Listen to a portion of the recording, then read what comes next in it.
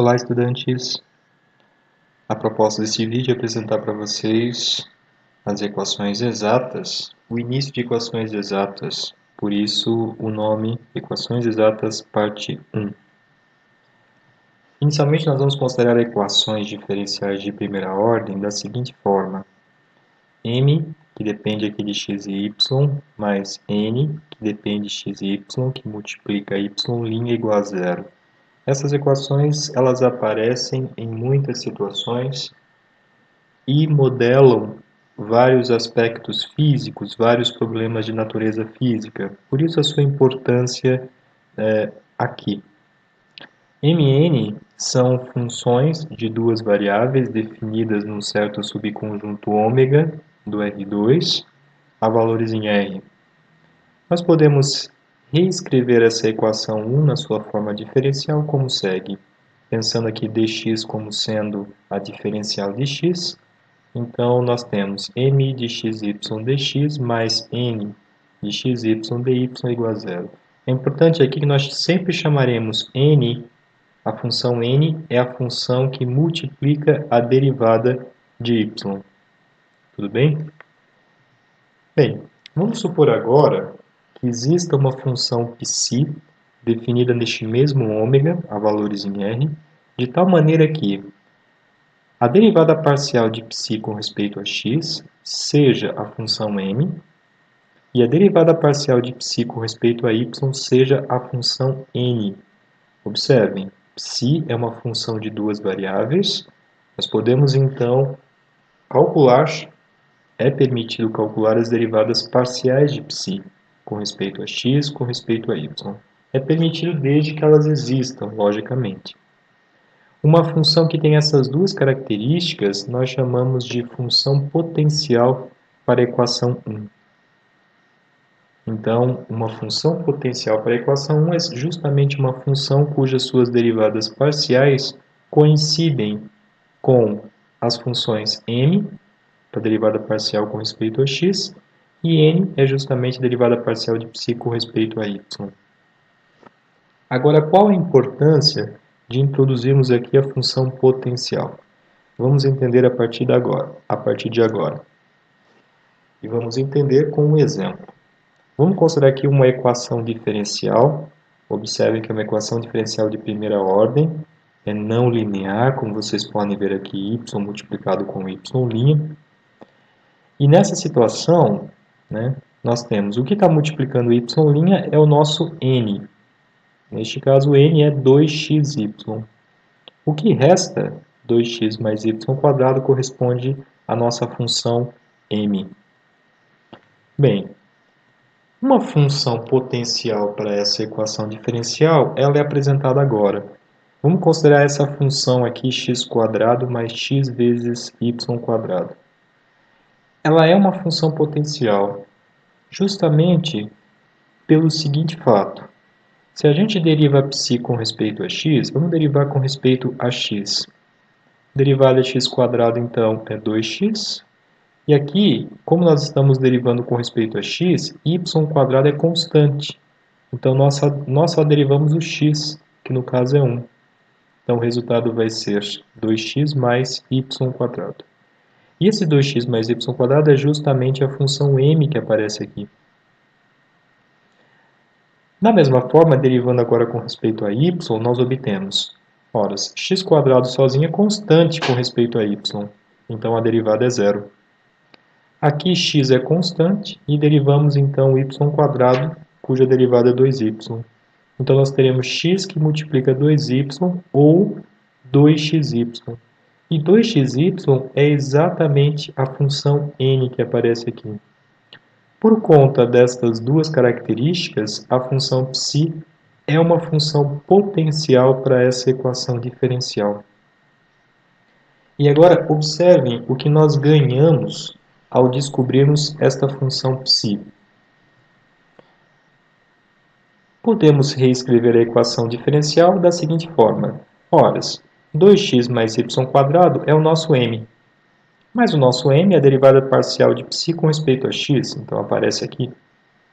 Da mesma forma, 2xy multiplicado por y', esse 2xy é n, mas n é a derivada parcial de psi com respeito a y, é o que nós colocamos aqui, vezes y'. Observem aqui a notação de Leibniz, inclusive. Agora, isso que aparece do lado esquerdo corresponde à derivada de uma função composta. Vamos relembrar aqui. Observem. Vamos considerar a função psi de xy. Só que y depende também em x. Então, nós temos uma composição aqui. Nós temos a psi, que depende de x e y, e, ao mesmo tempo, y depende em x. Como que fica a derivada dessa função com respeito a x? Vamos calcular aqui. Nós aplicamos aqui a regra da cadeia para a composição de uma função de duas variáveis com uma que só tem uma variável, no caso y, que depende em x. Como que fica a regra da cadeia? Ora, derivamos primeiro a função de fora, psi, com respeito a x. Essa derivada é uma derivada parcial, como nós temos aqui. Agora, vezes a derivada de x com respeito a x. Mas a derivada de x com respeito a x é 1. Então, nem coloquei aqui, na verdade. Ok?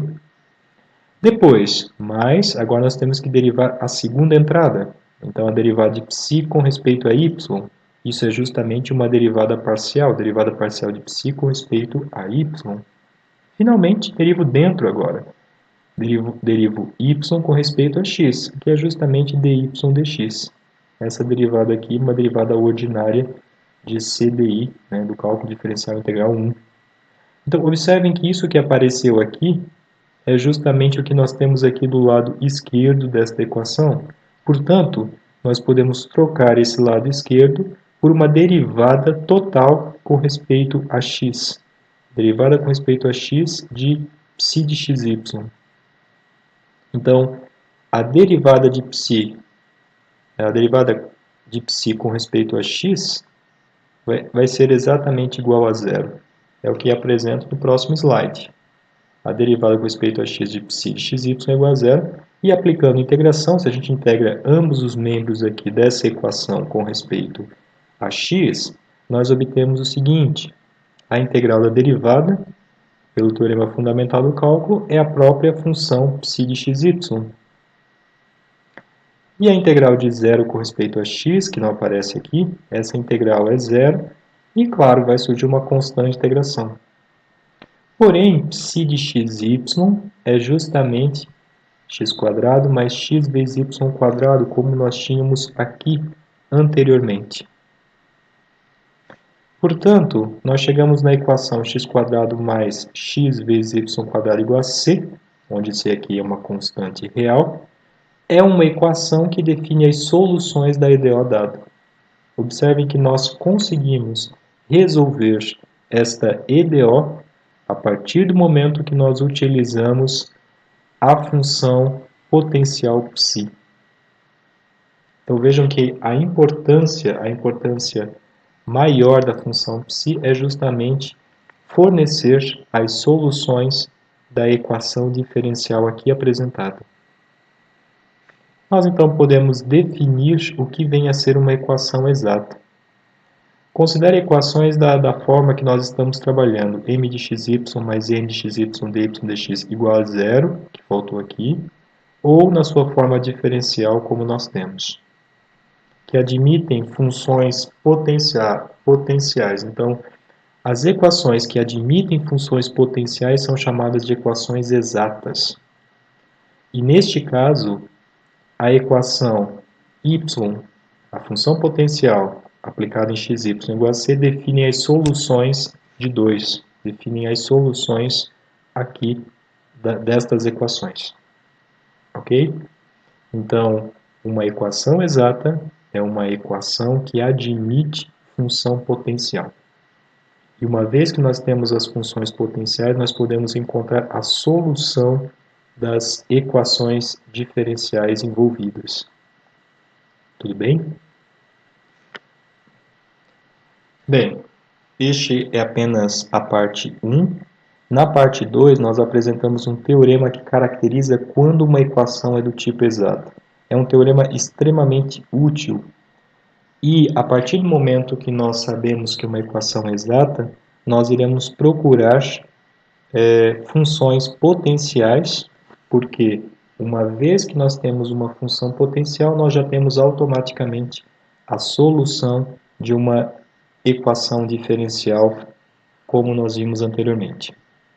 Tudo bem? Então, até o próximo vídeo. Bons estudos!